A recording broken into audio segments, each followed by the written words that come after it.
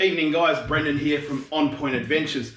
Tonight we're going to do a quick little unboxing of a brand new item we've got for the small little river punt.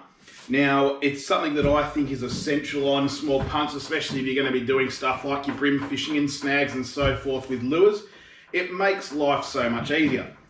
Now what we've decided to go was the Watersnake electric motor in the PSB series. Now I'm going to explain to you what PSB is soon. Or what the PSB series has over the other series of water snakes. It's a 44-pound motor with a 48-inch shaft, so it's going to have plenty of get up and go to suit this little tinny. I mean, this tinny is only 10 foot long, nice and narrow, so it should really get up and move with a water snake up the front there. It is a bow mount, so it will not be mounted down the transom. We've got a nice little 4-stroke that sits down the back of the boat. So why don't we just get to unboxing this thing together. Pop the lid off here. And shoo. So first thing, I mean, one water snake sticker. We've already discussed that in previous videos. Get out of here. Why not supply two? Doesn't make a great deal of sense. Of course, you've got the classic water snake foot pedal. There's the gas. Left, right, full time on, and of course your speed controller right there. Really comfortable pedals to use actually. In fact, probably out of all the electric motors I've used, from Haswing, Motor Guide, as well as Minn Kota, and of course the water snakes, this has always been the most comfortable pedal I've ever used. So simple and so reliable to use. Of course, as you'd expect, you got the main head unit bit there. We don't need to go through that too much just yet. Now, I will admit, it's bloody heavy. Whole heap of empty nothing. Propeller, you all need that. It's got, of course, the propeller tightening as well as the shear pin inside. Shear pin exceptionally important if you hit a snag, so don't discount a shear pin. They're worth their weight in gold. And here's what makes the PSB series different from the other series, the scissor bracket. Now the scissor bracket is something we're going to run through whilst on the water, so a little bit later on in this video. And I'll run through why I believe the scissor bracket makes a lot of sense and makes the electric just that little bit more reliable.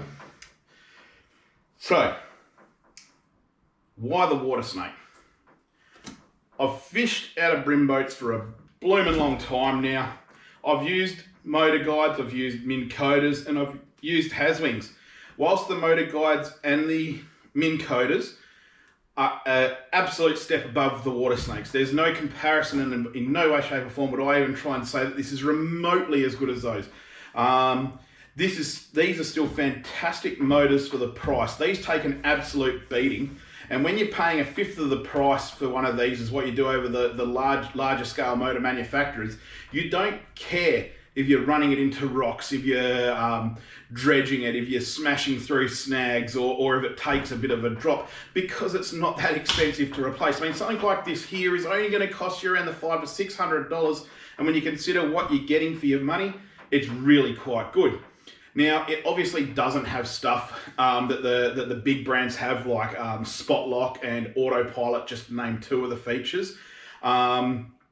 Which, you know, on a boat this big, not overly concerned about. If it was on one of the larger boats and we were chasing a lot of snapper, then yes, definitely Spot Lock is worth its weight in gold, and you've got to check it out. It is fantastic. Now, I did also mention Haswing. I'm probably the most anti-Haswing people you'll ever meet. I hate them. I think they're terrible, but that's just my opinion. The foot control is very uncomfortable. I find that they're stupidly noisy. They just don't suit my style of fishing. Now, I do know other people that love them. In fact, a couple of my friends are probably going to comment down below and say how much they do love them. But that's just not me. So look, I think what we need to do, we need to get to fitting this on this boat, and then we need to get this boat on the water. So, without any more waiting, let's get on the water right now. Hold on, that didn't work.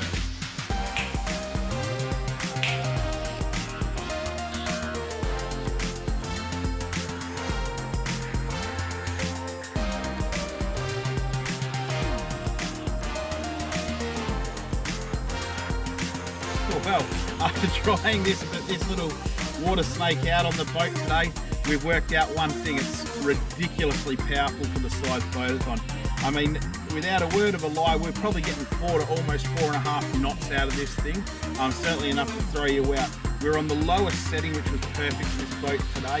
You know, there's probably about 3 or 4 knots of wind with gusts of up to maybe 8, so bugger all. But it was enough to really sort of let us use this electric and work out what it's about. The scissor bracket is amazing. Certainly something that I highly recommend. I think it's great. I mean, it's a very simple plug and play unit. There's not a great deal more to say about it. One thing I will say is I thought the turning, when the electric is turning, it is damn noisy. Didn't seem to turn the fish off today though, which was a bonus, but whisper quiet on the accelerator, so absolutely fantastic. Look, would I suggest to buy this Watersnake? Absolutely. I think it's a great little unit, very cost effective, and the money you save you can put into rods, reels, lures, anything you really want, and it's going to be a trouble-free motor from what I can work out so far. I really like the black. I think it suits a bit nicer than the white, so it's not going to discolour. Just a lot of little things. Look, I hope you enjoyed this short unboxing and review of the Jarvis Marine Watersnake. Definitely gets my tick of approval, and I think it's going to be a great asset to On Point. So make sure you hit that subscribe button, whack the bell, and we'll catch you on for further reviews in the future. Catch you later.